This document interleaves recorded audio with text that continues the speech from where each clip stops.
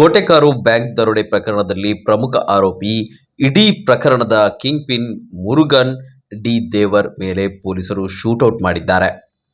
ಕರ್ನಾಟಕ ಕೇರಳ ಗಡಿಭಾಗದ ಅಜ್ಜಿನಡ್ಕ ಎಂಬಲ್ಲಿ ಸ್ಥಳ ಮಹಜರು ನಡೆಸುತ್ತಿದ್ದಾಗ ಆರೋಪಿ ಮುರುಗನ್ ಡಿ ದೇವರ್ ಎಸ್ಕೇಪ್ ಆಗಲು ಯತ್ನಿಸಿದ್ದ.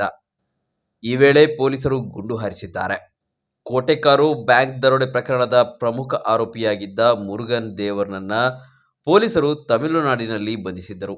ಈಗಾಗಲೇ ಬ್ಯಾಂಕ್ ದರೋಡೆ ಪ್ರಕರಣದ ಪ್ರಮುಖ ಎಲ್ಲ ಆರೋಪಿಗಳನ್ನು ಬಂಧಿಸಿ ಚಿನ್ನಾಭರಣವನ್ನು ವಶಕ್ಕೆ ಪಡೆದಿದ್ದಾರೆ. ಇದೀಗ ತನಿಖೆ ಮುಂದಿನ ಭಾಗವಾಗಿ ಆರೋಪಿಗಳನ್ನು ಸ್ಥಳ ಮಹಜರು ಮಾಡಲು ಕೊಂಡೊಯ್ಯಲಾಗುತ್ತಿತ್ತು.